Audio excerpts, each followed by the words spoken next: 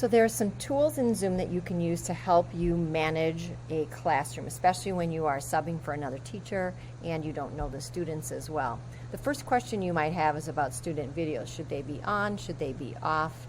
We use phrases like video on, video off, or video optional. So there are times when you definitely want students' videos to be on.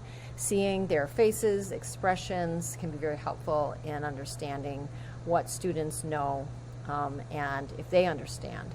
And so if you ask students to turn their videos on, they should turn it on. If a student does not turn a video on, you have some options.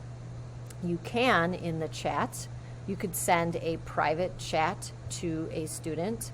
So down here where it says everyone, you want to change that to the student that you'd like to send the message to, and then you can just type in your message.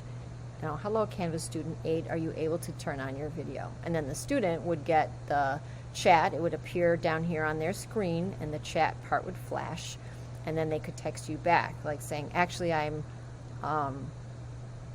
just putting my shirt on right now, or you know, my mom is talking to me, or whatever. You know, there could be a very good reason why a student might have their video off, or the student may not reply at all. If the student has checked out, obviously they won't reply.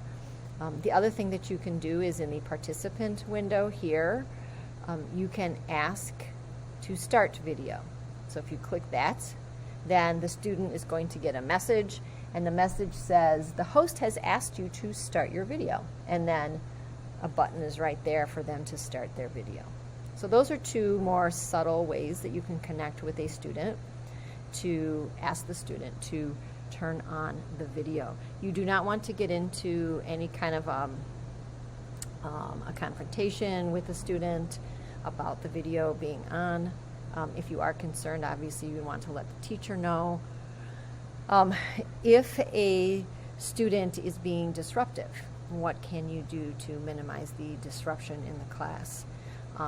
One, a student might be noisy and not understand that they're being noisy. Like maybe a student is eating and it's very loud and they don't know.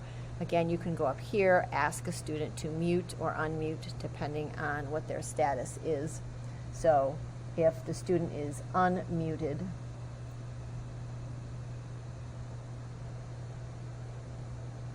you can just hit mute. And then the student would be muted. If a student is being very disruptive and you feel that by talking to the student privately you might be able to manage it, you can send the student into a breakout room. So the breakout rooms are down here. You would select that, and you do not want to move all participants into a breakout room automatically, because you don't want everyone to come in, right? You just want the one student to do it. So if you hit recreate, I already did one for this session, so the first time that you hit breakout rooms, this is actually what you'll see. You do not want automatically to be shown. You want manually to be shown. And if you have 20 people in the room, just hit manually and then say create. It'll say create rooms, and then you have one room. When you hit assign, you might see the names of 25 students. You just select the one student that you want to talk to and then choose open all rooms. And then the student will get a message to join the breakout room, and then you here can join breakout room 1 right here. And then you'll be brought into the breakout room. So you and the student now here are in the breakout room alone. You can talk and see if you can assist the student while the other students are back in the main Zoom room. So that's just another option you have. Just as you might pull a student into a hallway or off to the side to talk to them, you can do that.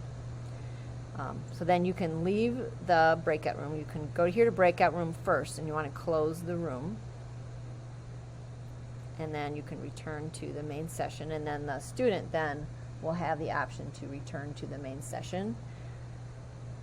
And so now you're both back in the main session here.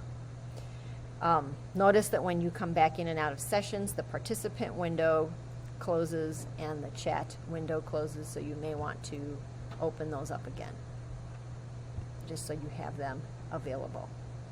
All right. What are some other things you can do?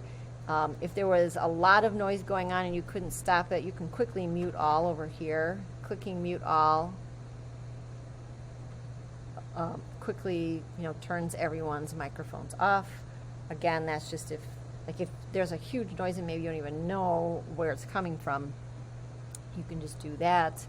And if a student is being incredibly disruptive or has done something that is, you feel incredibly disruptive, inappropriate, you can remove a student. So if you go up here to the student's name and hit more, you can say remove. If you do remove a student from the Zoom meeting, they cannot come back in for that meeting. They'll be able to come back for the next class period, the next time the meeting is created. The other thing you can do, if you don't want to kick the student out totally, is you can just put them in the waiting room. So if you do this, put them in the waiting room, the student all of a sudden goes into the waiting room, and you can then still admit the student back in. You maybe give them a little bit of time, and you may want to say that. Say, I think you need a time, some space, so I am just going to have you go in the waiting room for a few minutes, and then I'll let you back in when you are ready. Or you could say, why don't you email me when you feel that you're ready to come back in, and then you can hit admit, and then the student would come back into the room. So those are just a few tools that you have in Zoom to manage the students when different things that might happen that seem to be disruptive in the class.